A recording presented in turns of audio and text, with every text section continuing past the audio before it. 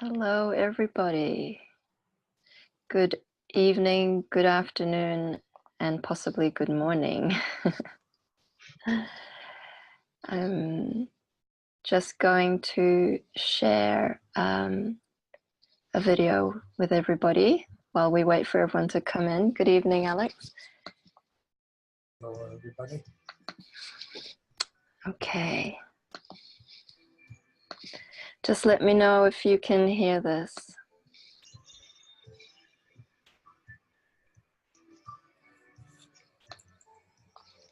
No? Okay. Let me just Hello. see how I can. Where are you going? You can't hear it? Yes, you can. Yes. I'm just going Yes, to find out freedom and wealth abundance. Still yes? Yes. Where are you coming from? Well, I've been down the roads of not fitting in and abandonment, uncertainty, guilt, skint, not having enough month at the end of my money, anxiety, chaos, insecurity. Gosh, how long have you got? Loneliness, stress, unhappiness, depressed, detachment, parenthood, a round peg in a square hole. And why are you choosing the freedom and wealth abundance road now? I'm ready for change. I'm tired. I'm tired of self-pity and doubt. I was just wondering, is there another way? I just want a shortcut to success. I want to stop existing and start living. I want to discover the real me with other people sharing a similar path. I'm sick of doing this on my own.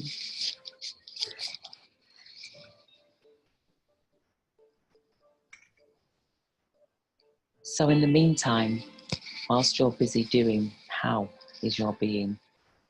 Are you looking for a new way of being or coping with life stress, anxiety or depression?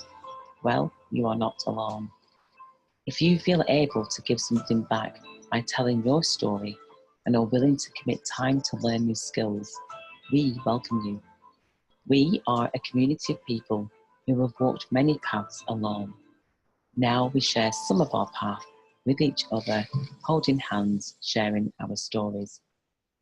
If you are ready and willing to do the same, we welcome you. Turn the page by visiting www.includingyouformula.com. Find out more of how to get started in discovering the truth of who you are through Tell Your Story Blueprint. Just type your details in the box, name and your best email address. Tell us how you heard about us. Then click the button and I will see you on the other side. Discover the truth of who you are by telling your story. We welcome you. Come on in, the kettle is on. www.includingyouformula.com. We look forward to seeing you. Thank you, Jerry Lee. Welcome, everybody. Good evening and good afternoon and maybe good morning for some of you that are online. Thank you so much for joining us. I'm just mindful that there's some new faces and I'm just wondering if people can just let me know what the name is, where they are in the world and why are they here tonight or this morning or this afternoon. So I'm going to start with Jerry Lee. I don't know if everybody's seen what I'm seeing, but Jerry Lee, if you want to start first, who you are, where are you and why are you here tonight? Hi, everybody. I am calling in from Scotland, and I'm one of the facilitators for the School of Facilitators of Change. Why I'm here tonight is I want to support the school in spreading the message of this lack of leadership, and I'm really passionate about this work. So thank you for joining. Fantastic. Thank you, Jerry Lee. Do you want to nominate the next person who to call out? We'll do it that way. Lahila. Thank you. Good evening. My name's Lahila Apaya. I'm calling in from North Yorkshire in England. Reason I'm here tonight also, facilitating change and stepping into leadership, and so excited because this is the most precious gift I've ever found. And it's the most wonderful thing to share with everybody because it makes a huge difference in your life. Thank you. Next person, Law. You nominate the next person. Leni. Yeah, thank you. I am Lene. I'm calling in from Denmark. And I have been through this process of telling my story, writing my story this summer. And now I'm in the process of learning how to become a facilitator of change too. So that's why I'm here. And I've invited some people too tonight.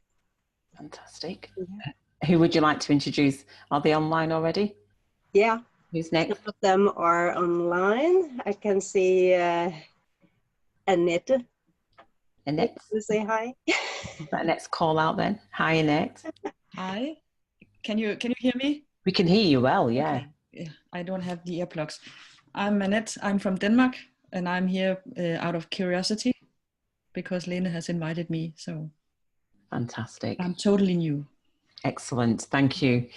Well, you're welcome, and well done for coming out online, because it's always hard when you just come online for the first time and to speak out. So thank you for that. Who would you like to nominate next, Annette? Seeing as you don't know anybody, who? What about Alexander Matthew? Alexander? Yeah, my pleasure. I'm here. Yeah, my name is Alex, so Alexander, from Switzerland, but right now I live in the UAE, Abu Dhabi, for about 10 years. I've done with Anthea the course, so the storytelling series of sessions and training. Just finished writing my book. I'm going through a second time, and similarly to some of you, I am now continuing with the facilitator of change. I don't know how to call it, training or training and doing and being. And at the same time, it coincides very much with my consulting background and my desire and willingness to help people in their transition in general to an elevated state. So somehow to combine spirituality with leadership and see what happens. Brilliant. Alex, who would you like to nominate next? Since Lon is already unmuted. Excellent. Loni. Is that right, how Alexander pronounced it? That's right. Lone. Lorna. Yeah. Welcome. Thank you. I'm here just to learn more about myself and to step up. Fantastic. And who invited you, Lorna? It is Lene. Lene. Yeah. Of course. So you're in Denmark as well, or are you somewhere else? I'm in Denmark, yeah. Fantastic. Welcome. I'm glad you got your camera sorted out as well. I could see the relief on your face. It's brilliant. Thank you. And who would you like to nominate next? Oh, I'm not sure I've been with all the time, but maybe Layla. Lahila, okay. So I think Lahila's already, yeah. So Lahila's already been. So let's have Richard, hey, because Richard's not been. I don't know how. Richard then. Yeah, thank you. Yes, hello. I'm calling from an outback farm in Australia, and the connection seems to be good. Yeah. Overall, very excited to be here, as I had the great honor to learn that simple things like this can change lives. So I'm looking forward to share this time with you. Oh, thank you, Richard. We are with you as well. And I nominate Alice. Alice. Yeah. So Alice, are you there or have you frozen? No, I'm here if there is another Alex, because I've been already. No, Alice. Not Alex. Alice. It's okay, Alex. I think Alice is frozen, so maybe. Hi, sorry. Oh, she's there. Thank you. Oh, you're muted. you want to unmute again, Alice? Okay, tell you what we'll do. I think the connection's quite bad. So maybe somebody else, Richard, for now. Yeah, so let Catherine go for it. Fantastic. Hi, Catherine. Hello. Hi, Richard. Sorry, I've come a bit late to the call. Are we just doing a quick introduction as to... Yeah, who we are and why we're here and which part of the world are we calling in from? Okay, so I'm Catherine von Stein. I'm based in North Yorkshire in the UK, and I have completed my book, Life After Lack of Self-Respect, or Lack of Self-Love, actually.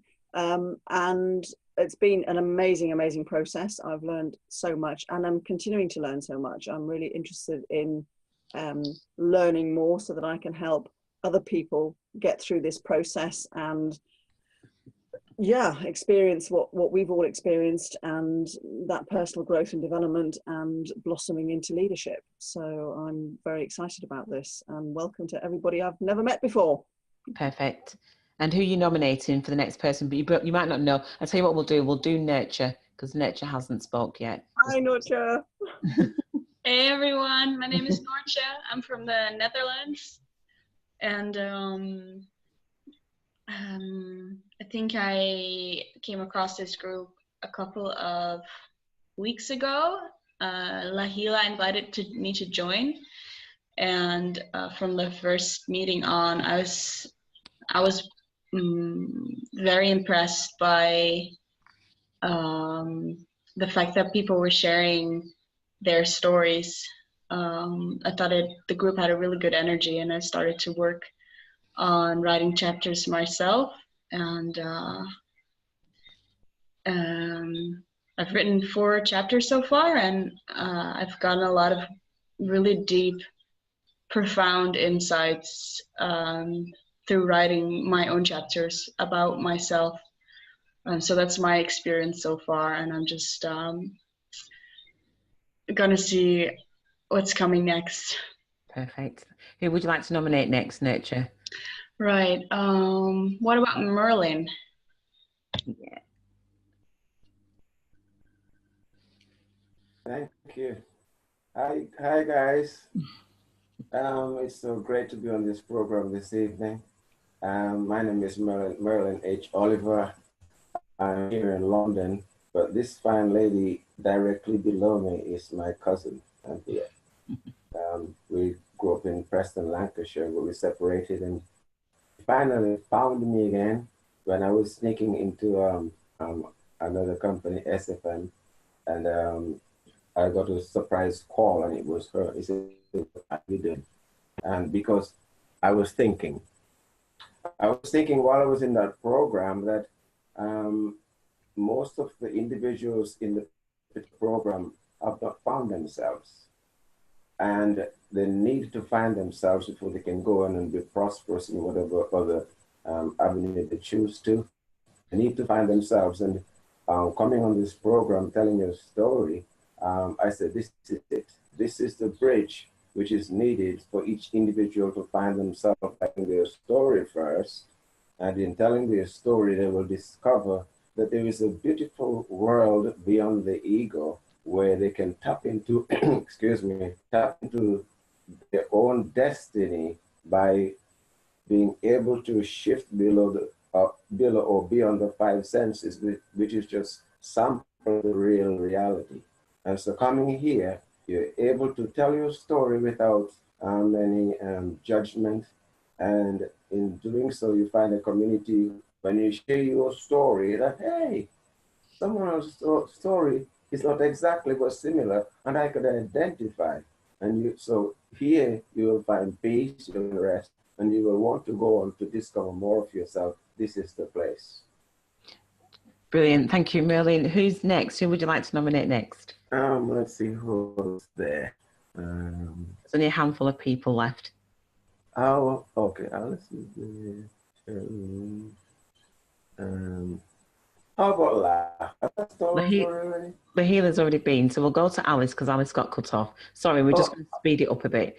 Okay, Alice. I'll nominate Alice. Hi, Alice. Alice, it's just where you're from, how you got involved, or why you're here, I should say, actually. If you just unmute.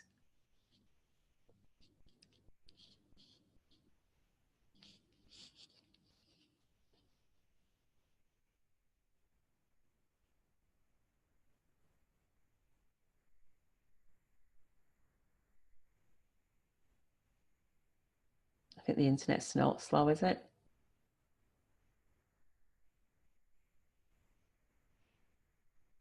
Oh, she's having audio problems. Okay, so we'll switch over to Shabnam. Shabnam, where are you from? Why are you here? This is what happens. Oh, there's a lot of energy on the line. Everyone,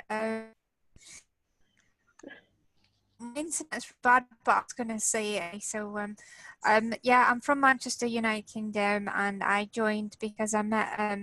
I used to watch Anthea's Soul Food on the SFM on Facebook, and I just felt like I liked the way she talked and had a nice energy. She found one of my videos when I was feeling like I was wanting to give up, but I wasn't really, but I just wanted to express myself. And then she contacted me, and then I really like the story and telling stories and enjoy it, and I like speaking, and it's like a nice little, it's like a very nice energy vibe, and yeah, I think it's a nice way to make friends, like, you know, non-superficial friends, I think. Brilliant. Cheers, Shabnam. Can we have Rebecca? Rebecca, are you able to unmute? Brilliant. Oh, you've come up online as well. Perfect. Hi there, everyone. Hi.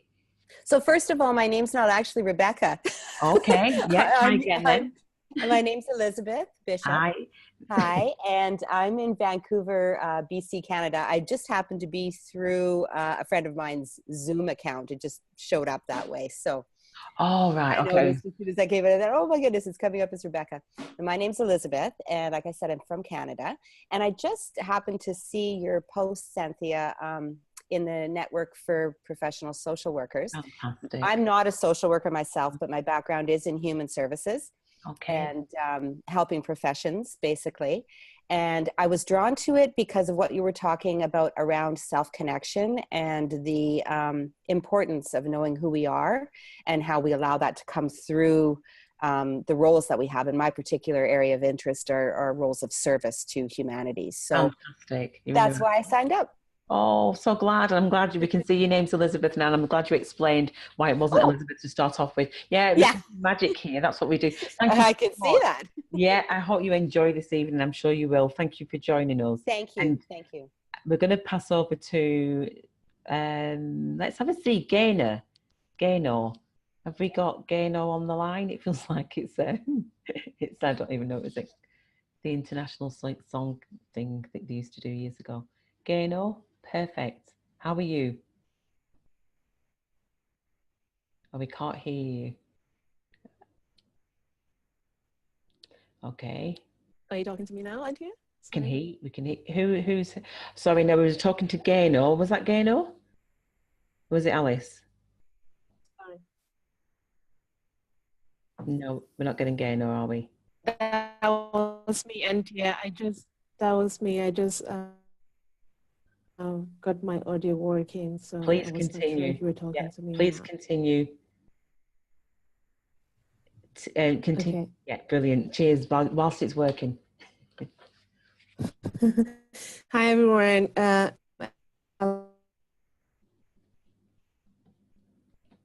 Oh, spoke too soon, eh? Okay.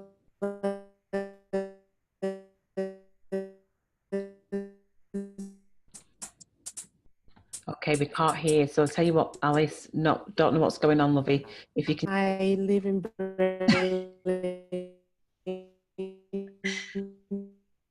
Germany. Okay, so I think, Alice, it's really, really bad. I think we worked out that you're in Berlin.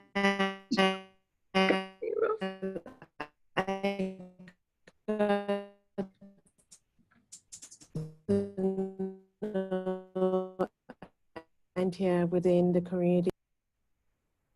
Oh, bless. This is what happens sometimes with internet connection. Stephanie, are you able to unmute? Alice, we couldn't hear you. I don't know if you could hear us at all, but that was really interesting, to say the least. But we gathered that you're from Berlin. You've been involved in the process. You've wrote your book, Life After Awakening, and you've been so supportive in helping us with the technical skills of getting a website together and working in collaboration, and we have to thank you for that. And hopefully the connection will come a bit stronger shortly. If you hand over to Stephanie. Stephanie, hi, can you hear us, and can you unmute and tell us where you were from?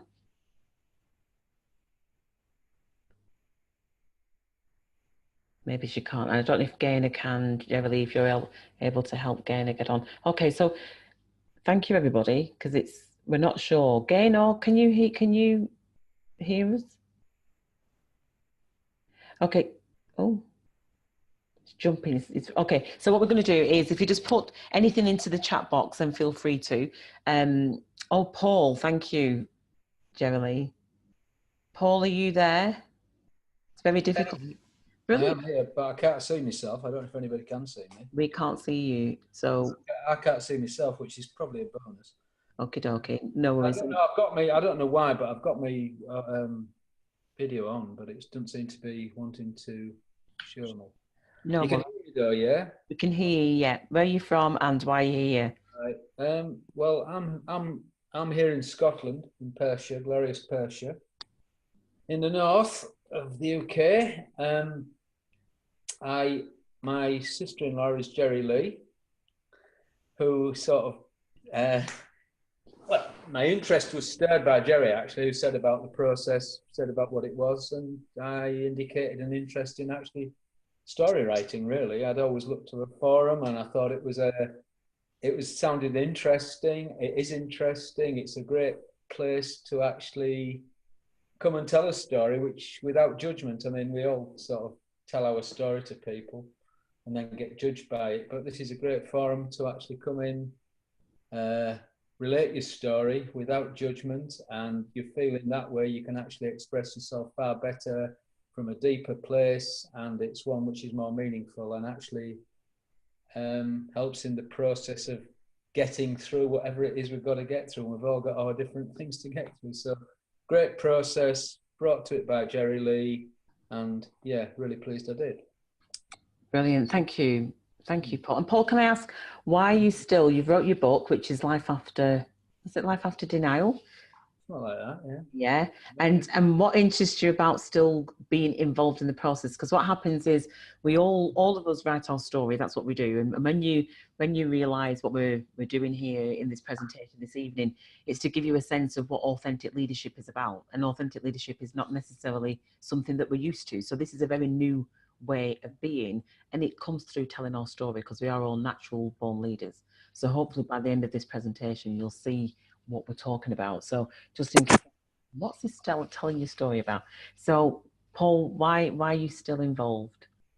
Because I believe there's a lot more to just telling, and I think you need to keep reinforcing, actually, and being able to reinforce amongst a group of people who will listen, won't judge, and also the people coming to this forum, generally speaking, have got a very similar sort of view on actually change. Actually, a lot of us looking for change. We've come to a point, I believe, whereby we've gone through the old process, that we've been through all the process of societal process, which actually puts us into a certain category, keeps us there, and doesn't want us moving outside. And I think you come to a point whereby you realise that there's more to it than this, and so you tend to want to look deeper. And actually, for me, I want to keep going forward and looking at that, because I feel I've been to this kind of place before, but then always kind of stepped back and gone back and actually conformed. I mean, part of the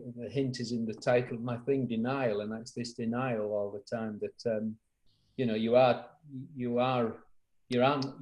we're all individuals, and yet we all have very similar stories, actually. Absolutely. Brilliant. The whole point about it, really, that you can very soon feel isolated within society, trying to fit in when you realise you don't really, and not knowing how to go out of that, feeling distraught, feeling compromised, and yeah, getting quite well, I wouldn't say depressed about it, but feeling quite down about it really, because there's very few people you can relate to. So brilliant. Thank you. So Paul's just done the whole of my presentation for this evening, so thank you very much, everybody. Well, having done that, Anthea, I'm just going to have to apologise because I'm going to have to go in a few minutes. I've got somebody to pick up from an airport. So no worries, no worries. So you've said all your bit. With the forum to actually do that, and I'm sorry, I've said my bit and gone out. You won't see me, but that's it. I'm coming from a very dark place. Thank you so much, Paul. Thank you so much for being here and for sharing. Thank you, everybody. Hello, everybody. It's a pleasure meeting all the old faces, and it's great to see new ones as well. So absolutely, thank you so much. So we've got a couple more people. I think Mary's just jumped in. Mary, we know your name, where you're from, and why are you here? Hi, my name's Mary Arevalo. I was born in Cuba, but I now reside in the United States, in California. And I am here because I heard of this amazing angel called Anthea that was creating miracles, and I signed up, and it's been nothing but that. Just finished my writing my story, finished my last chapter. You did this afternoon, and what's your book called? Is Life After Refugee Mentality. Fantastic, brilliant, and so, fantastic. Thank you so much for being here, and thank you for your apologies at being a bit late. That's perfectly okay. We were just still welcoming, so that we gave people a chance to come in. So we've also got, let's see where we're at. So who have we got left? We've got Stephanie, who can't. Stephanie, are you able to unmic? I know you've put in there where you're from. You're a student. You're working with seniors. You're doing a recent graduate with a social work qualification, and you're from New York. I hope that you'll be able to say hello at some point. And Gaynor, we're not able to hear you. Alice is muted or taken a video off to see if that helps. Hold on, let's see. Stephanie, are you able to say hello? No, it doesn't seem to be working. Brilliant. So Alice, are you able to say hello?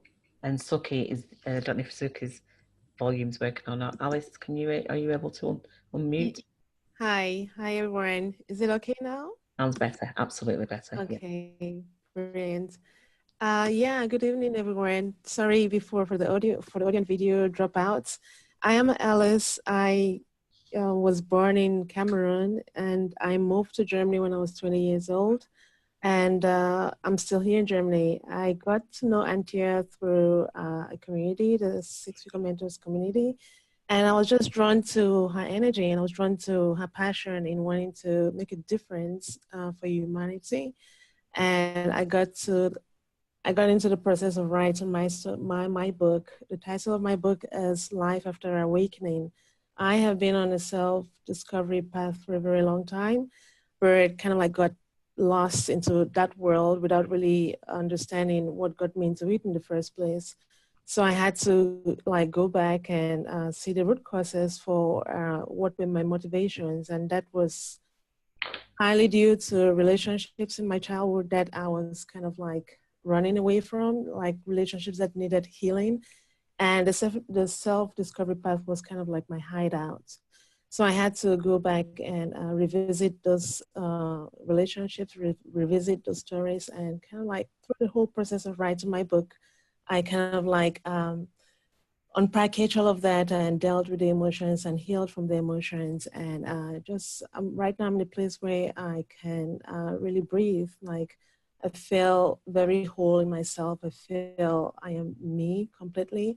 And I recently just spent some time with my family as well. And the way I showed up in those relationships is totally different from the last time I was with them, that in very close communication. So definitely a lot has changed. A lot has shifted in my life since I wrote my book. And it's a really powerful process.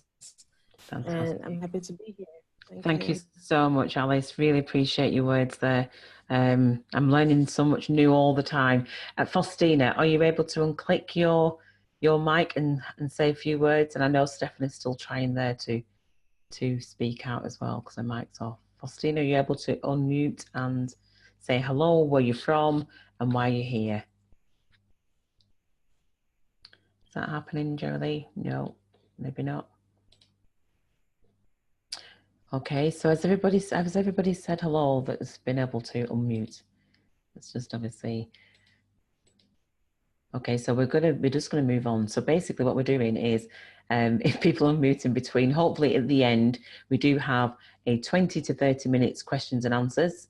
Any questions that you've got, feel free to, it is gonna be interactive, it's an interactive session, but I'm not gonna put anybody on the spot who doesn't wanna be on the spot other than those people that have been on the spot several times through the process.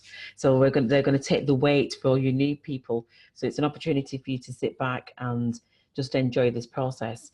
It's been interesting. Thank you so much, everybody, for coming. This is being recorded and it will be sent out to those people that aren't able to make it because unfortunately, or fortunately, I'm not sure, we've got the internet now. So it means that we can record and send to people at a time that suits them. So there's a lot of people who are booked into this session or registered and are expecting a video at some point. So hopefully it's literally going to be a presentation. Obviously we've welcomed ourselves, but you know, just bear in mind, you don't need to bare your soul other than if you want to. So we're not expecting you to do that. So thank you so much, everybody. I hope you enjoy this presentation because I know that I probably will because I haven't got a clue what I'm saying, but that's just how it works. So basically, I've been working on a presentation which I might be able to, let's see if we can share the screen because it's been playing up a little bit. So hopefully you will enjoy what we've got to share. So today's, the heading of today's presentation, and some of us will have seen this before and some of us won't. So if you can just let me know if this is sharing, it's jumped down the screen. So we've got authentic leadership, thumbs up, if everybody can see that, perfect.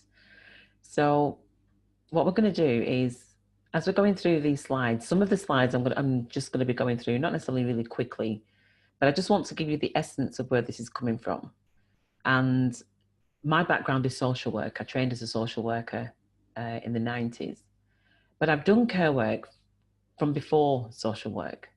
And so recently I was on what's it called?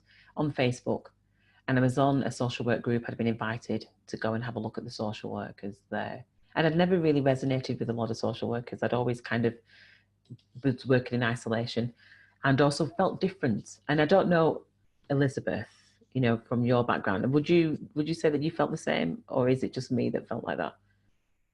Well, I can totally say that. And I remember early in my career feeling I actually did not want to be called a social worker because of all of the stigma that often surrounds that role. So I can definitely relate to what you're saying. Fantastic. Yeah. Because I wasn't sure if it was just me. So one of the things that I just wasn't sure. So one of the things that I did was I never felt like I belonged. So I decided that I was going to move up the career ladder and learn. I thought, right, okay, if I don't get on with the social workers, what I'm going to do is I'm going to teach. And then that way I can teach people to be able to communicate better and to do all this stuff around social work that I'd been doing before I qualified as a social worker. So I thought I'd go into teaching. So I went into teaching and I came up against racism. And I thought, okay, this is interesting. And I ended up being really ill. But it gave me the confidence to apply to do lecturing at the university. So I taught at the college and came up against racism. And then I was the only person who was assessed from all the teaching staff in the department. And it broke me. I'm one of those people who can observe something. Instead of just going with the flow and just going with it, I have to resist. So I was like, why is my skin feeling like it's crawling? I wonder if this is what people experience when they're having a nervous breakdown. So I couldn't just have the nervous breakdown. I had to analyze it and then, you know, do what I have to do with it. So I didn't know if that was the case of having a nervous breakdown, but I continued all the way through it. So I think I had a nervous breakdown through all that. And I was told by this assessor that I was too clever.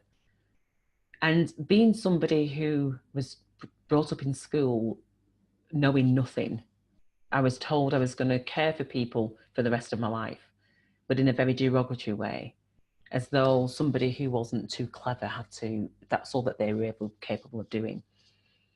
It was a real odd reference when the head of department said, "You're too theoretical." Because I'm somebody who's always done care work from being at the age of 3, looking after my sister. Just done care work, that's all I've done, just looked after people. And so being told I was too theoretical kind of made me think, oh my gosh, I'm too clever. So I decided to apply. I thought, okay, if I'm that clever, I'll apply to the university. There was a job going, I applied for this job at the university. I sat waiting for the interview thinking, oh my gosh, because I grew up on a council estate and I saw the university being built where I lived. And I used to walk round the building because I didn't feel like I could cut across, because I just felt like I didn't belong. I felt like I was encroaching on a space that I didn't belong.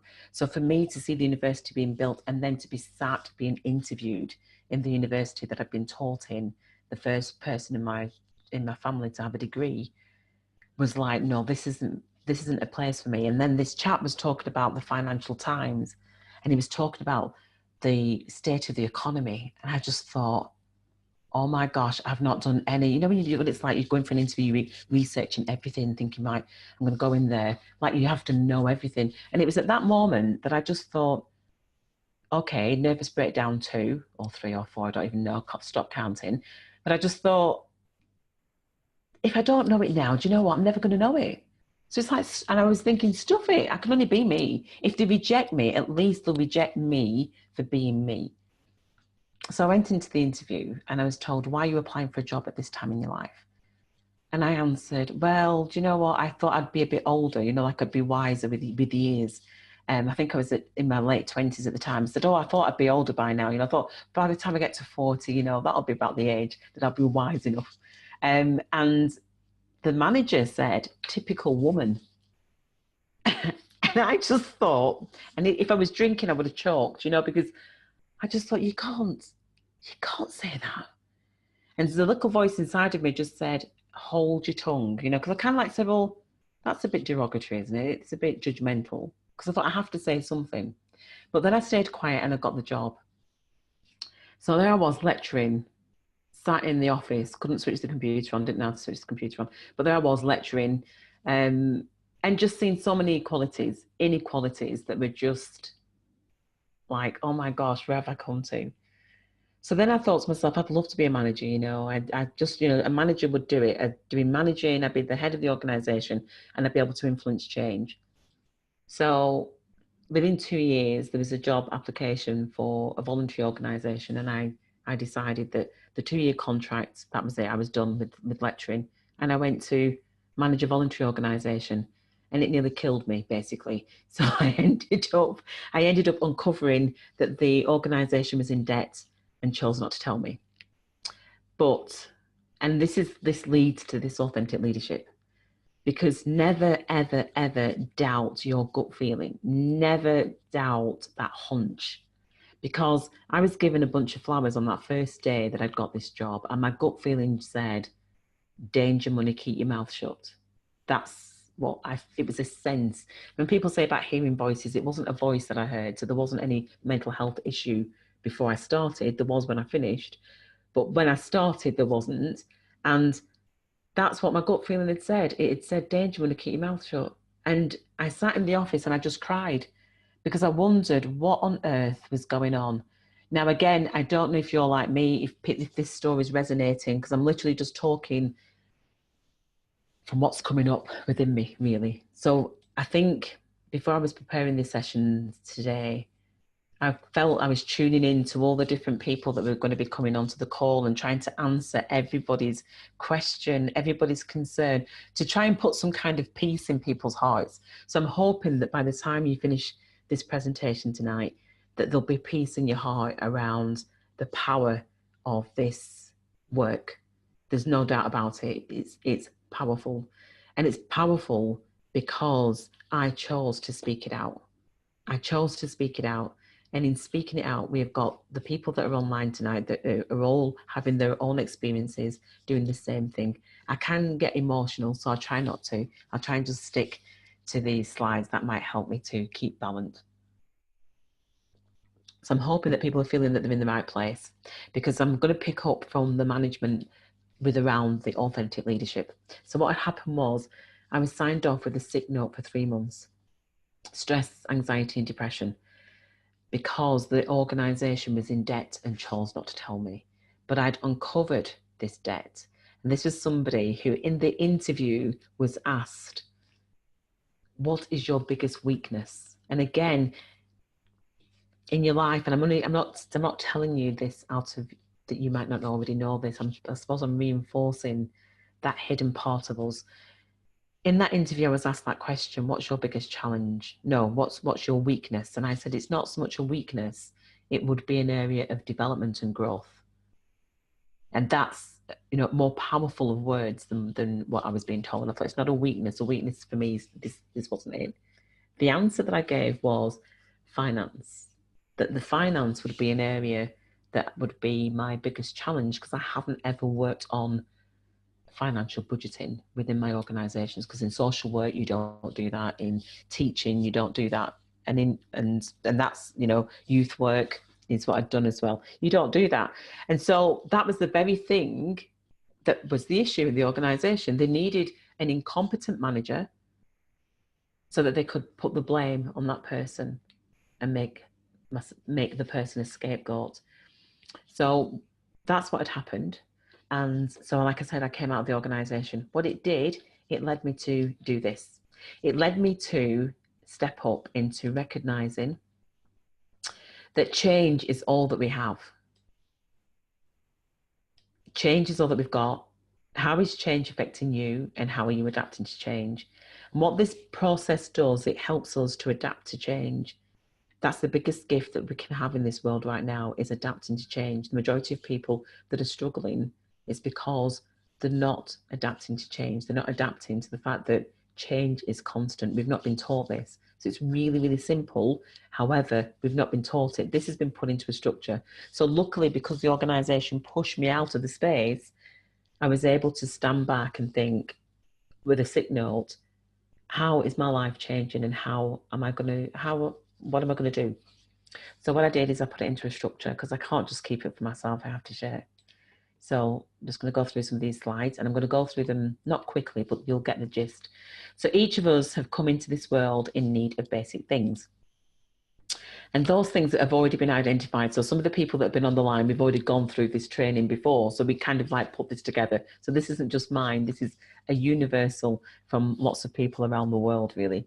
So shelter, food and clothing and love is what somebody else had said as the basic things that we require. So who and what do we require to meet those needs? So we need a caregiver, be it a parent or a caregiver. We need money, resources, employment, and we need a mindset that helps us to look after self. And the reason why I'm showing these is because this is what we need. We take a lot of this for granted, but partly what we have to do is break some of this down, but we don't necessarily do that. If you can keep your questions to the end, that'd be fantastic, if that's okay, just to save the time so that we can finish on time. If that's okay, if everybody can do that, just in case, because I know that some people want to ask some questions already. We're only on slide 5, but that's fair enough. And so this is because, like I said, we've already done this presentation, so it's not just me dominating this as such. So what we talked about here in terms of resources, we talked about what do we need, and we talked, you know, care, resources, employment, mindset, and what we brought that down to mean was this whole thing around money. And the reason, again, linking back to caring and compromising, is that many of us don't think about money. Many of us don't think about resources. Many of us don't. If we care, we care, and that's all that's what we do. We don't think about how much is it going to cost, or we don't think about that. But at the same time, we just need some muting going on there. At the same time, all of us need money to live in this society. Would everybody agree on that? Everybody does. We all need money, don't we? But not many of us have been taught about money, and it all links in.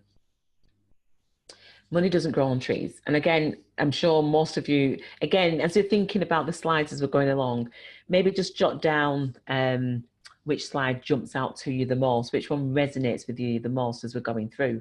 So money doesn't grow on trees is what some people, you know, we've been saying, some people have been told that as they were growing up. What were the messages? Save before you spend. I'm not made of money. That was a sentence that a lot of people heard. Being indebted, the root of all evils, money. Work hard to earn money, that money doesn't come easily. Do good at school and then you can have plenty of money. And who do you think I am? You know, Rockefeller. So all those kinds of things around money was things that we've been taught.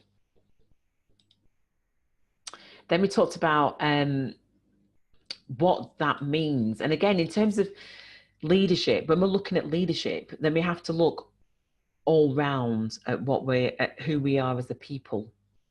So when we're looking at leadership, we have to look at balance in our lives as a leader, because it's all around, right, what is leadership? Am I a leader? What do I need to know as a leader? And part of leadership is, for me, there's a mentality of leadership that is very much from a poverty mentality. So many of us, even the people that are online now that have wrote those stories, an example, none of the people online have thought, I'm a leader. So because our world is in that space of looking at, well, who is a leader? How is our leadership happening? A lot of leaders that we've got are self-appointed. So most people shy away from even the conversation of leadership because it's kind of like, I'm not a leader. But we're here to tell you different, because we're all leaders. So as you see on the page, there's a seedling, and that's us. It's kind of like we're growing, we're changing, we're adapting to change. And as we adapt to change, that's demonstrating our leadership. So this leadership, the reason why we think the way that we do is because we've got this poverty mentality. We've been brought up on it. We've been brought up on scarcity. We've been brought up on lack. None of us have been praised to be just the beautiful beings that we are. None of us have been praised to do that. None of us have, I'm saying none of us. If somebody has, then put that down as a question or answer afterwards, because most of us have been to school. So most of us have had some kind of starvation, I would say, because most people don't go to school where they come out blossoming and flourishing and kind of, most of us, just by being in our earthly bodies, are coming up against some form of lack and starvation on lots of different levels. So we are making some massively sweeping assumptions here, but at the same time, like I said, we have discussed this. Our experiences, our structures, our foundations have been built on a lot of, like I said, lack and scarcity. They're acting out today because none of us have really ever had the opportunity to fully look at ourselves as a whole. So most of us have been chasing money, not enough money. Lots of people kind of like, I'm not really interested in money, and especially spiritual people. And I'd be the same. Money doesn't really interest me, but at the same time, it's what seems to be making our world go round. So I know for myself, I had to step into a mindset of, well, hold on a minute, but what if lots of people who had good hearts, good people, what if they were abundant with wealth abundance? What difference could our world make if we had some good people with abundance, with wealth abundance? What would our world be like? So that's kind of like where this is kind of leading to. So we did say, why is there no financial literacy in our school? Most people said it's non-existent. Some people said that in the maths class they learned how to complete a check, which is interesting, isn't it? Save early, so we were taught about saving. And most people didn't have any money sessions. So again, if you've got a number 5 there that isn't on that list, then jot it down and let's discuss it afterwards. But the majority of us didn't have financial literacy classes, and yet that is our major thing that we all need throughout our lives. It's a question, that, isn't it? So why did we think that was the case? And how is it causing us to behave today? Because finances is directly linked to the way that we perceive our leadership. So if we feel in that state of lack, then we don't feel like we're able to be a leader because we haven't got whatever it is that we think that we need. So a lot of us had said that we become dependent upon a system, that we don't talk about it. Most people don't talk about money, that it's very competitive, rather not do the competitiveness. I'd just rather just you know, live humbly. Thank you very much. Judging, so by our financial trappings, people judge us because we've got this, we've got that, or we haven't got it. There's a secrecy, we don't ask people. There's a shame of not having enough, not realizing that actually when we have the conversation, no wonder we've not got enough. We're not in control of any of it. So it keeps us in that sense of lack. And then we're not taught about compound interest. I'm not going to explain that tonight, but it's part of what we do. Part of what we do with the storytelling is that we address three main areas: money, health, and personal development. And it was only going through the storytelling that I realized, because I listened to everybody's stories, we all write about the same chapters. So it's amazing, we all come together online like we do, and we read out our stories. And the lovely thing is that, as Paul had said, there is no judging, because what we realize is that we're all made of the same slice. We're all made of the same cake. It's just we all just take up a different slice and we come from a different perspective. And that's the beauty of it, because we've become part of the whole. So what kind of mindset do you have, poverty or abundant? Because what we're doing is transitioning from scarcity to abundance. We're upgrading the system, the knowledge and the belief. And we're not competing. So that's what we're in need of. We're in need of an upgrade in our system.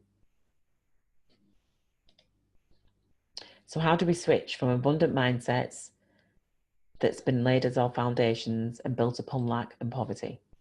So this is where we get into the extra bits of this process. So how do we switch from that foundations that were built upon lack and poverty? We talked about assumptions, we talked about judging, we talked about intentions. We talked about, how do we switch?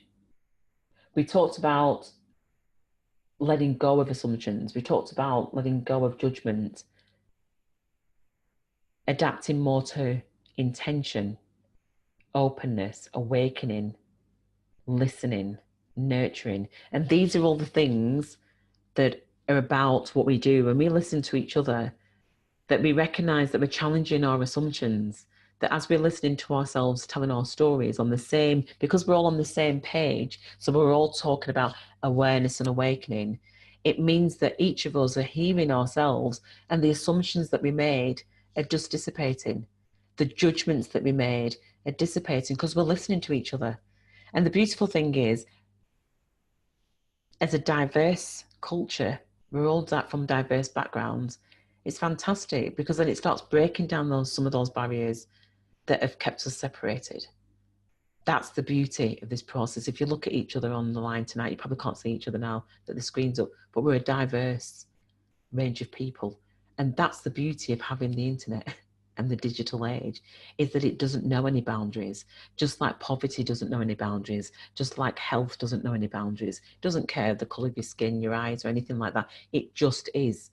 So what we're doing is utilising this space to be able to reach each other's. So we're reaching to each other's hands, which is why I'd asked where people were from tonight, because we're all over the world, which is fantastic. And I know that we've had people from India, people from Gambia, people from Indonesia, all over the world. Just some, because I was trying to write them down last night, just to people making requests to be part of what we're doing here. So this is the time that we're breaking down. So why are we breaking this down in between that poverty mindset?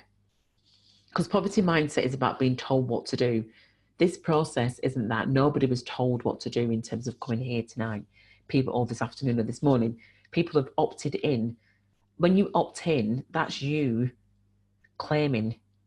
You're claiming some power. You're claiming your leadership that resonates, because what this work's about is resonating with what's inside of us. It's not outside of us. We can jazz it up to look however it looks. It's a feeling. When you get a message from somebody, it's a feeling. You can't put your finger on it, but it's just a feeling. So most of us, this is one of the pages out of the book, most of us resonate with this. So most of us have been taught to pursue happiness. So Jerry Lee, can you read that out for us, please? I forgot we've got a team here. Pursuit of happiness. We are taught to strive for everything in life. Work hard and you will achieve. All which we strive for is external to us: job, money, car, lifestyle, fitting in, family, friends, etc. Yet are these really the things which lead to happiness? Perfect. Thank you, Jerry. So when we looked at that, we looked at Maslow's hierarchy of need, because it's the same kind of shape. We do things by shapes here. We don't do things by theory. But at the same time, Maslow's hierarchy of need, he talked about survival, you know, and that mindset for us in terms of pursuit of happiness is just about survival, surviving, just having enough to survive. But a show of hands, who's happy about just surviving? Nobody's just happy about surviving, because surviving isn't living, you know. So what we're doing here is looking at, right, actually, how can we live? How is it possible to live within the constraints and the resources that we've got? So the poverty mindset restrains us in the sense of it's disengaging, it keeps us distracted. It means that when people are working, as an example, so people are working in this structure, as an example here, and they're waiting for survival and security. So we've been taught to go get into work, get a good job, go into this grey area here, and we slowly try and move our way up the ladder. So this is what I was doing. It's my story. I'd started at the bottom, but I was always up here because I always believed in offering my best to people. I wanted to inspire people. So even though it was a job and it was survival, my sense of belonging there was very much about wanting to empower people, because when we're caring and in the care field, that is mainly what we're doing, is wanting to inspire people. We're not there for the money, because there isn't money in the care industry. So in a way, Maslow's hierarchy of need doesn't fit for most people who are passionate. It doesn't fit, because what that space does, it talks about, you know, people that aren't excited in the jobs, they're dissatisfied, people that are absent a lot, on clock watching and boundaries orientated. I can't do that, that's more than my job. People that are demotivating in terms of energy. Now for myself, I can honestly say that's how I felt within social work. I felt a lot of people had that kind of mentality. So it wasn't a case of being in that abundant mindset. I didn't understand why people were actually in the jobs, because I thought, well, it's not really for the money, but that was the sense that I kind of like felt. So one of the things that we would normally do, but I'm not going to do it tonight, is that one of the things that we talk about is, whilst you're busy doing, how is your being? And that's one of the things that we address when we do the storytelling, because some people are busy doing, so they're in the jobs that maybe they don't enjoy, but they're not necessarily being. They're not being in terms of that inner core. They're doing the basics, so they've got the basics: food, clothing and shelter. But then their abundance in terms of the self-esteem and confidence, the internal message, the knowledge of who they are and their life skills, that doesn't come from a poverty mentality. That's about an abundant mindset. That's a mindset that is wanting to challenge what we've been taught in many ways. So this will become clear as we go along. People who've got that abundant mindset are highly engaged. They're very much about, what can I do for other people? How can I inspire other people? This is what we're missing in our world. We're missing abundant mindsets. So it's a case. So that's why I've had to go through what I've gone through to the presentation. It's like, look how long it's taken us to get to here. But this is because we have to put it into context. And the majority of us have come from a poverty mindset. And it's only when we start looking at abundance, because a lot of it is we resonate with it. It's how we feel. So we are highly engaged because we're intrigued, you know, which is why I was asking people, why are they here tonight? Because we've got that abundant mindset, but it's just that it's not necessarily showing, because this is what we have to create. It's not something that you don't go into. You wouldn't, most people who have this kind of a mindset would be setting their own businesses up, but because there's barriers that are put in the way for people to do that with ease, people have got lost with it.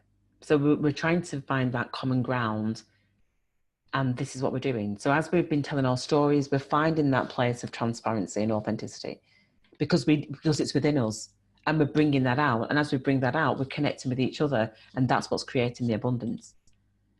That's what's keeping us in that place. So it's not a case of being told, it's about knowing, because all of us have known that something has not been quite right, but we've not really known what that is. But as we've come together and shared our story and been on the same page, all of a sudden we're hearing everybody else's knowing. So it's kind of like, actually, I'm not really on my own in this. So there's a sense of belonging that starts to naturally come about. And that's when we begin to start mastering that authenticity and that authentic leadership. Because knowing doesn't come from the external. Knowing comes from within. It's that battle between our head and our heart. It's that internal compass. And what the book process does, it helps you to align to your internal compass. It helps us to start identifying our truth as leaders. So absolutely, Gain is just saying abundant living, totally abundant living. It's funny, actually, I think that's on the next slide. But I didn't prepare that. It's abundant living, and it's essential, and it's what our world's crying out for, because people are saying, I'm fed up with what's going on externally. People are screaming out, and you hear people screaming out. It's a silent scream, it's a desperation. But it takes a lot of leaders to try and help to create that space for people to have their voices heard. So the career path for myself that I'd chosen was the one that paid me. I say paid, but that I did a lot of volunteering in. So because it was something, it was a calling, it's from the heart. It's not from the head, from the heart. My heart knows only to care. And that is all our hearts only know, how to care. That is a universal thing. What happens when change happens in our lives? And I'm just wondering if, Richard, if you could read that out for us, seeing as your internet connection is perfect. Change is constant. It's called the human life cycle. How it affects us varies depending on, just a moment, I have to move this window, upon the individual's coping strategies. Many of us can feel worried, nervous, pressured, irritated, shocked, overexcited, stuck in a rut, helpless, hopeless, destroyed, or even suicidal. With peaks in performance-related education, stress at work, redundancy in employment, cost of living, global change and disasters, the pension crisis, credit crunch, and the lack of community spirit are we overdue solutions to help us to adapt to these changes. In order to create happier living environments for all generations, we have to learn how to adapt to change. How is change affecting you? Fantastic, thank you, Richard. And that is, that is a question for all of us, because those issues that are taking place there and what's happening in our world. When I put out the call on the social work website about caring and compromising, caring without compromise, these are all the things that we are compromising with, in that our world is still worse than ever before with problems such as these. One of the biggest problems for me is suicide. Suicide is for me a massive wake-up call for all of us. And that's why, for me, I'm passionate about this work and stepping up. Richard, if you're able to mute your mic, that'd be brilliant, please. And so this is what for me is that was my responsibility in many ways. And so I came out from the system by tumbling out, as you can see there. And many of us, that change can be very different for many of us. So how is change affecting you? And I'd just like you all to write something down, or certainly have something ready for when we finish, on how is change affecting you? Because I think that's really important for anybody who's listening to this afterwards, is to really know that actually change is affecting all of us, and it's maybe affecting all of us differently, but at the same time, it's still change. And we all do it automatically. So we'll come back to that one, because we're almost ready for our questions. So how is change affecting you? So what I did was I decided to start recovering, and I did a journal. And I knew that this journal, I wrote this journal over 10 years ago, but I kind of like started this process 18 years ago. So I've done 18 years of forensic, believe me, forensic, no stone unturned, of research around this. And it's all been personal. And now it is a process that is being duplicated. And my goal is to have it duplicated around the world with facilitators, each one of us leaders. And the qualification is to tell your story, because that's the only thing that is specific to you and it's unique. But all we do is handhold other people. So this journal is a handheld gift back to humanity. And the challenge is that when you've got a gift to give back to humanity, which is actually just supporting humanity in recognizing itself, which can sound a bit kind of like, I don't know what that is, but that's what it is. It's a gift to support you to recognize you. I don't know which criteria that fits into on most of our jobs that we look for outside, because it doesn't, does it? Do you know, it's like the amount of people that I've been from business, enterprise, charity, you name it, I've been there. Any question you want to ask me about anything, I'm sure I can answer it, because I've been there. I've had 50 years, as I say, gosh, nearly, 50 years of challenging with respect every system that there is out there. And the majority of people have said to me, "You before your time." They've said, "Why are you doing this? Why do you do this?" When it's a calling from your heart, you have no choice. You really have no choice. It's so strong. My love for humanity, I can't describe it. That's just how it is. And so I've always gone searching, even to search. I went searching, not searching for anything in particular at the time. I just didn't know where I was meant to take this. It's like, I've got these tools. They just need to be gifted back to humanity. Like I wanted to give them away.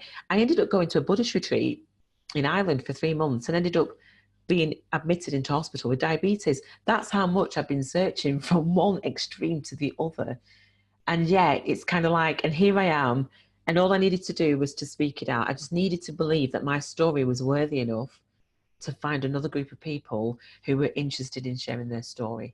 So all I ask people to do is pause throughout and reflect their thoughts and feelings on the pages, because to suffer in silent desperation is not our purpose in this life. This is a chance for everybody to make a difference by raising your inner voice and supporting other people in raising their inner voices, and a gift back to family and friends. It's all down to choice. Will you take my hand? That's the simplicity of it. And do you know, it's really interesting because I read that over and over and over again, and yet I'm just hoping that we're now entering into an energetic world that is, and I know we are, that is heart-based, that can really resonate with those words, because I know that they do, because the people that are online tonight who have written their stories have all read that. We've read that out over and over and over again, and it will keep on being read out. And the vibration that sends out and the message that it gives is that actually we're prepared to go there. We're prepared to take the hand of anybody and go wherever they want to go, because that's what we need to do. We need to reveal the unsaid, the unseen, because our world is built, as we know, I mean, energy is energy, good, bad energy, but most of us want to have this good energy. But yet when kind of like the bad energy has to be transmuted, because our world will be imbalanced. And that's what our world is. It's imbalanced.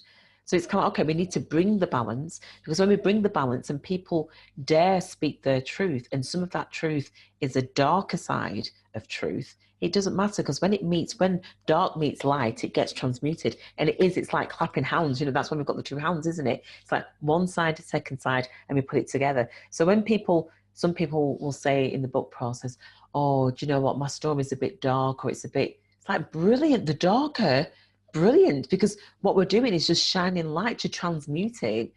And so when I think back to my history of me in terms of my memory, and all of us have got this memory, all of us carry this DNA memory in our bodies from our grandparents, our great grandparents, and beyond. And what we've got to do, what our job is, I believe, is we are that bridge of transition So our stories are that bridge. As we speak our voices, which is why it was really important for everybody to be heard tonight. And those that weren't, we couldn't hear you, but I know that you would have been heard. The voice is the vibration, and that vibration in our DNA is awoken and released. So when we're speaking our truth, we're healing, not just here and now, but we're healing from generations where there wasn't a voice, where there wasn't the internet for people to be able to speak out. So all of us are healing our lineage. And again, there's massive research on that I didn't need the research. It's a feeling for me. It was like, well, it makes sense. And when I went over to Ireland last year, I actually went over to Ireland. I was limping when I got out of the car. There was no cause of injury. Went to a reflexologist, was told that the energy was a grandfather energy. It turns out, this wasn't research, but went to the local pub, and you know that in Ireland, the local people are the historians. And the historian in my case was called No Name Mighty, and he's a fisherman, which some people would say, right, okay, it's like kissing the Blarney Stone. But the point is, he told me about my grandfather being in Ireland, in Kerry. I believe him. I don't care what anybody else says. He doesn't have to have a title. No Name Mighty told me that my great-great-great-grandfather had been enslaved and taken from Southern Ireland over to Montserrat, where my mother was born, and they celebrate the Irish traditional day of the 17th of March every single year for a week. It's a week-long celebration, and it dates right back from the 1700s, and my mum didn't even know that. And that was No Name Mighty in the pub that told me that. He'd watched a documentary in '82, and he was telling me about my history. So for 20 years, I've had a calling to be pulled to the west of Ireland. So however anybody wants to work that out, it's kind of like, for 20 years, I've had this grandfather in my dreams telling me about building a retreat in the west of Ireland for people to come and tell their story. That's been my goal for the past 20 years. So authentic leadership, care without compromise, is about making sure that we nourish ourselves, we nourish the truth of who we are, the essence of who we are, because all it takes is for one person to make a stance, to wake up from the dizzy trance, the trance that makes the world go round, seemingly so, yet invisibly bound, bound by the hidden rope, limiting our view and scope, damaging our sight from each other, mother, father, sister, brother. Tell it how it was, including the secret. To free the mind is the only way to beat it. Break the silence and be free. Sharing has really been the key to a life free from being excluded. Read on if you want to be included. That's the gift back to humanity. We have to start seeing each other. And that's what this process, and I can't speak too deeply on it. I'm actually keeping it like that because I'm wobbling. Because when the beauty of seeing people sharing their stories, sharing their truth, it just blows me away, because for many years I knew that this was meant to happen. I'm going to move on. I'll come back to it in a minute. And in fact, we're going to go on to this. So if the team just do that while I can pause myself. Over to you, Jeremy. So this is another chapter that we write about, and it's called Including You. Is our community tree. Share with us and you will see that your concerns and problems too are shared by people like me and you. A place where you can be yourself, so leave the label on the shelf. Identify what you have to offer to make our world a better place for others. Do you have something to offer? Only you can tell your story. So what we do here is we read out a line each. So I will start, and I will call out, and then another person can read that line, and then they can call out another person to read the next line, if that works for everyone. I don't think we'll, anyway, we'll try it. Including you, our community vision, 10 key characteristics of a well-run and functioning community. Number 1, a learning community where people and groups gain knowledge, skills, and confidence. Mary.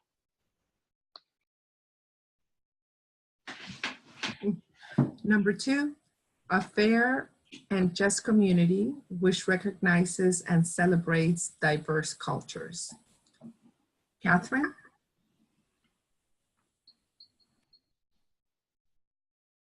Yeah, number 3. Oh, sorry, my screen's gone. Oh, I've got a blank screen. I can continue. Oh, there we go. Oh, okay. Yeah, number 3, an active and empowered community with self-confidence and a clear identity. Lena. 4, an influential community which has a strong voice in decisions which affect its interests.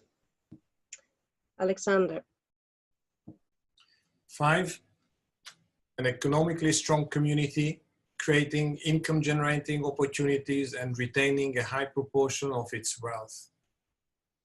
I'm gone, everybody's gone, yeah. Noche. 6, a caring community providing good quality services relevant to its members' needs.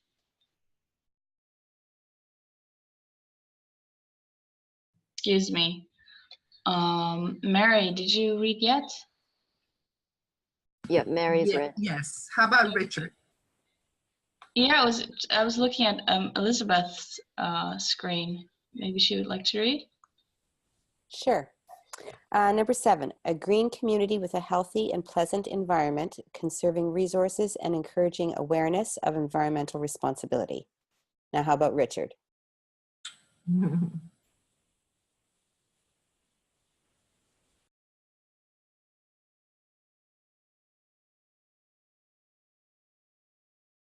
Richard, you're on mute.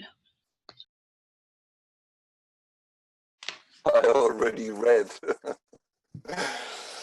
A safe community where people do not fear crime, violence, or other hazards. Merlin.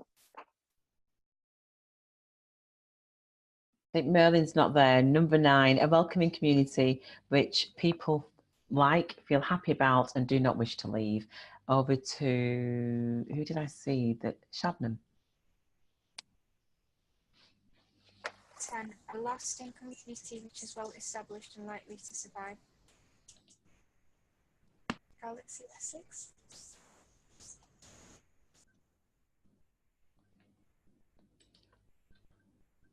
Okay, so sorry, that's it. We've got to the end, didn't we? For some reason, I thought we were somewhere else. Let me just double check. Sorry. Yeah. So just compose. That was a little commercial break. So basically, that was the including you vision was a vision. I'd had a vision of the tree. So I went to sleep one night. I was kind of like, how can we structure? I'm working for the government, which is the roots. I was thinking, wouldn't it be great to have like the bark of the tree that affects everybody, and then the branches, or the diverse cultures. So I'd got this real clear vision, which I go into as part of what we do in terms of our mastery training within the program and beyond the storytelling.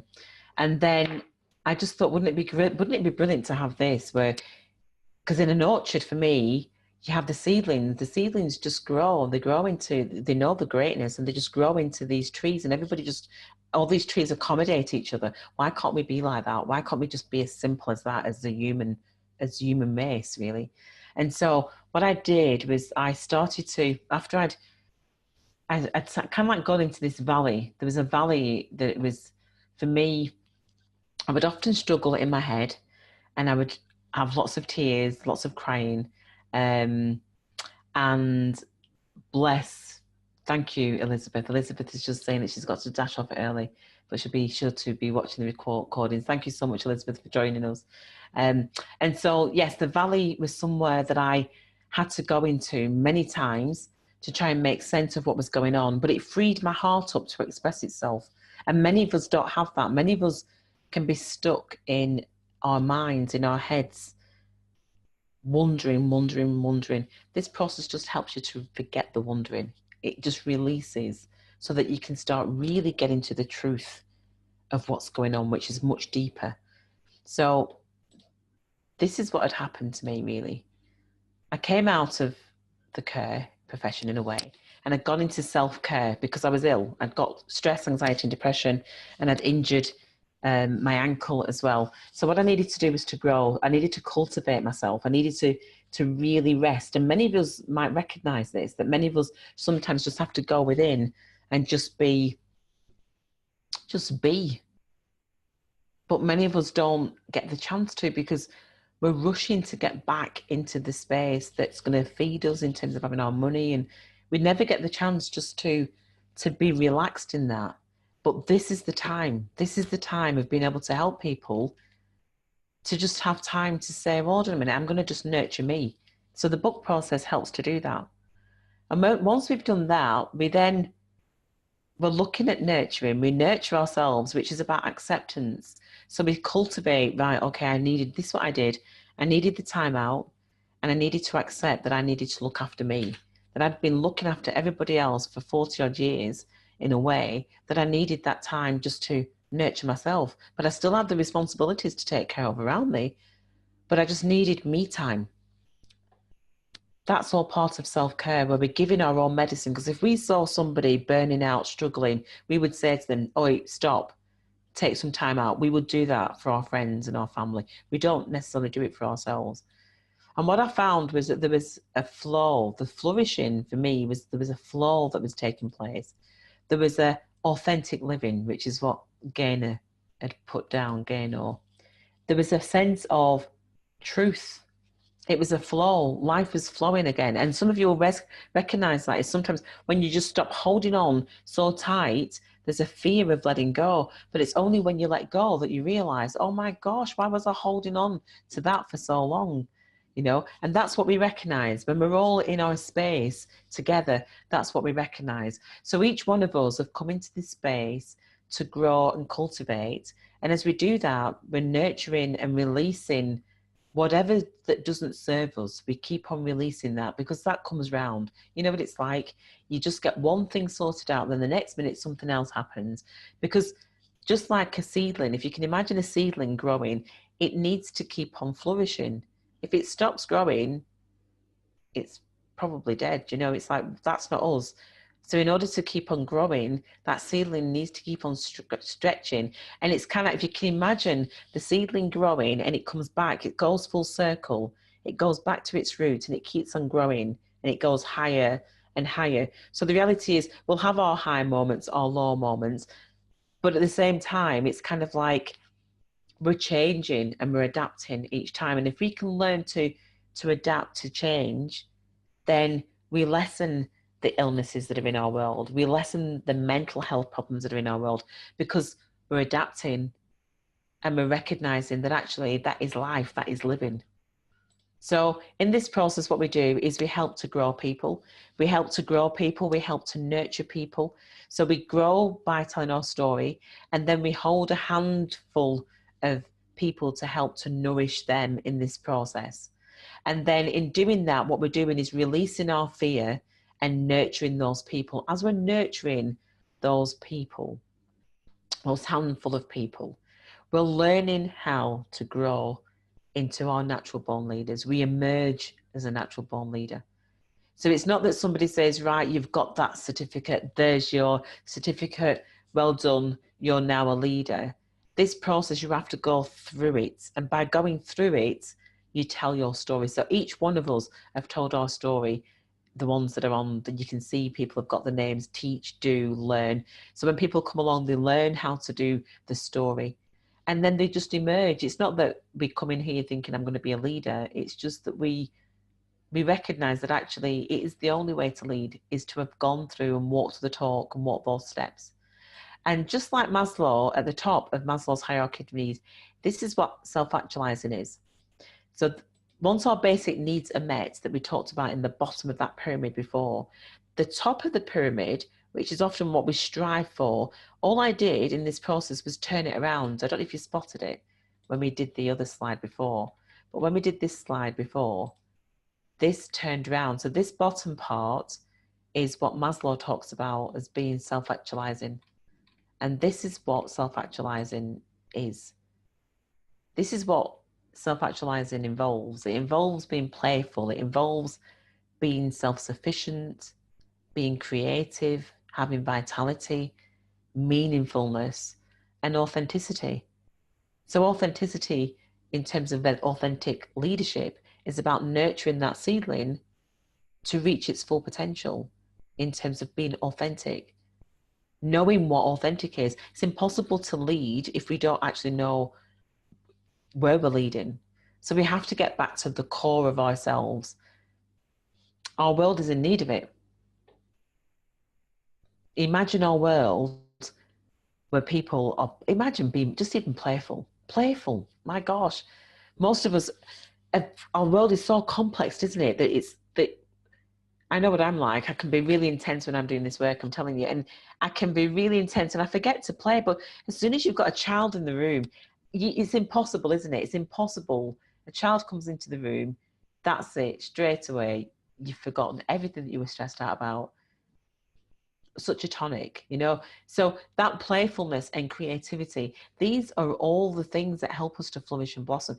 I don't know, you know, I was going to ask, maybe that's another part. Out of those things, what's one of the things that you do daily? If it's something creative, what is it that you do on a daily basis that helps you to be creative, or a weekly basis that helps you to be creative? What are some of the things that we do to tap into these qualities? Because I would imagine that we don't really do a lot, or do we? I don't know. You know, are we playful every day or each day as much as possible? How are we playful? How are we creative? And I know if you work in a creative place, in a creative, if your passion is creativity, that's got to be the best thing ever. But the majority of people who are creative don't make a good living out of being a creative, because we're told you can't make a living out of being creative. So most of us have put that in to the pot retirement. We'll do that when we get older. When in actual fact, these are some of the qualities that if we did them on a regular basis would bring us much more joy and would help us to flourish and blossom. They're all part of leadership. So what we talked about is some of the things that we did. One of the biggest things that this process has helped people to do is to declutter the mind, to increase that communication, to give that sense of belonging, because people don't feel as isolated and lonely as they did when they were in the world, just thinking about how lovely it would be, you know, to reach our full potential. And not that people think it in that way, but you know, that thing of what would make people happy, what people's dreams are, what people have noticed about other people. In this space, what we're finding is that we are sending out an energy that is a real powerful energy, because we feel happy that we've got other people that understand us. There's just so much that's been released from this book telling process that is just powerful, but it highlights that we are leading. It's like, why would you not want to offer this to people? Because this is what the world's crying out for. Self-acceptance, mindset training, so that we shift from poverty to abundant mindsets, because a leader can't have a poverty mindset. It's got to have that abundant mindset. So we do that kind of training. Intuition, we're not taught about intuition, but yet it's something that we've all got. It's because you can't put a hook on it, but we have gut feelings of something isn't quite right, or, you know, that's just the way that it is. So that's just some of the things there. I'm flicking through quickly. We identify transitional skills. So we're going through transition. So we go from the bottom here, we grow, nurture, flourish. So we take the steps. So in that we're doing mentoring, we're coaching, we're doing education, training, consulting. We're doing all that where we're bringing people together in terms of nurturing them, helping people to tell their story and helping to lead. And as we're doing that, we're growing, as we've said, to the place where we're teaching and actually being the role models that we've been looking for. So we're not leading anybody, we're actually just being. It's our natural way of being. So that is the main bulk of the presentation this evening, because when we started off, it was about authenticity and leadership, care without compromise. To care without compromise is about recognizing ourselves and recognizing that the care has to start from within us, to give us that care back to ourselves. And as we're doing that, we're identifying our authenticity, we're developing our leadership. And as we're doing that and growing and nurturing ourselves, we're gifting that back to humanity. And that process of gifting back helps us to start identifying some of those transferable skills that we talked about just down there dead quickly. But the transferable skills, that means that in a way, as we transfer, that was one of the things, as we start transferring our skills by being creative and playful and authentic and leading meaningful relationships, we do that with fun and heart-centeredness, saving our planet, just by having conversations about environmental and the impact that we can have and that we can make. We're being solution driven as opposed to problems. So we're identifying problems and we're creating solutions. And the biggest part, we're enabling not just ourselves, but we're enabling our community and further afield. And so that is kind of like, we've got a lot more, but I'm mindful that the time has run out. I did say about questions and answers, so we're going to give maybe a few minutes for that, because I'm mindful that the time zone in some parts of Europe is much later than what it is for us here in the UK. So yeah, I'm going to open up the mics for any questions and answers. Will be fantastic.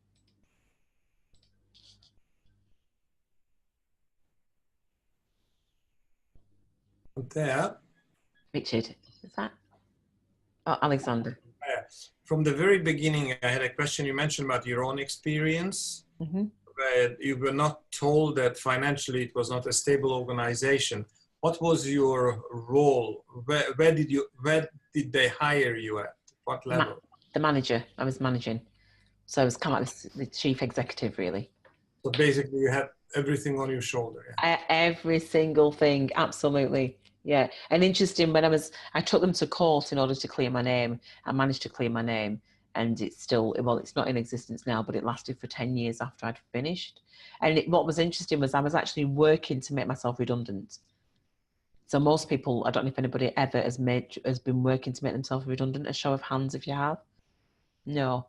So I know that my thinking is maybe slightly different from the majority of people, but I was actually working to make myself redundant, so that it was a 3-year contract. And I thought after 3 years, they can maybe just employ me to do consultancy work as opposed to being a full-time manager there. So that was what I was doing. But they didn't realize that that's what I was doing. They just wanted to try and blame me. So I was just oblivious, absolutely oblivious, not fully oblivious. My gut feeling was telling me that something wasn't quite right from the start. So I did have that, but it took my body down. I broke down in terms of physically. And another thing is you had a question about how financially literate we were. Yeah. I would separate the two things. There's the schooling, which is more the formal part, and there is the home or whatever people learn.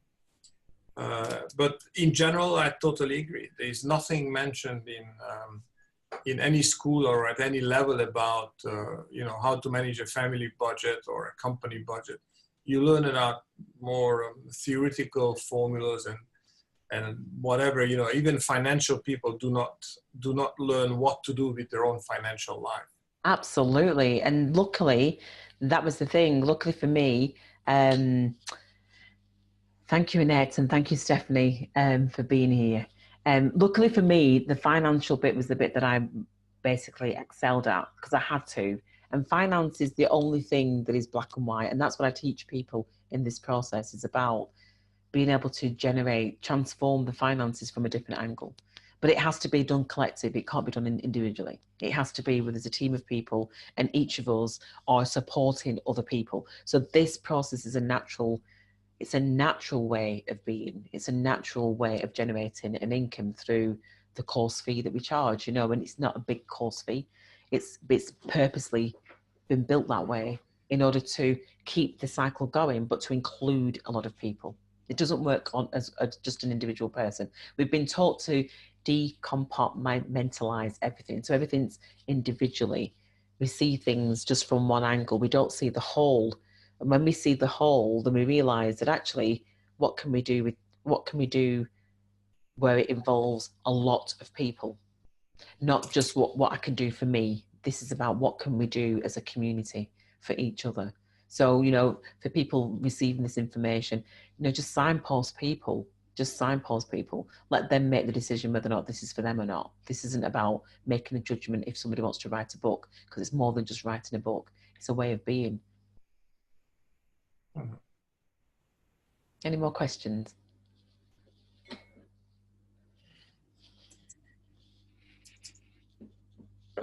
I would like to know how you see future sessions, reading sessions to be held. I mean, how many people will there be? I mean, we've got a full screen now. And I think you already spent 2-3 hours reading. If everybody pays or contributes $5, nobody of us will be able to make a living. I can't see it. Oh no, because at the end of the day, you might not see it because there is a specific way that we do it. And the specific way is that on here, we wouldn't have, this would be far too many people to hold a session from. So we don't do it by holding sessions with this amount of people. And people pay £5 per chapter. And what we do is we hold, we don't just, so, actually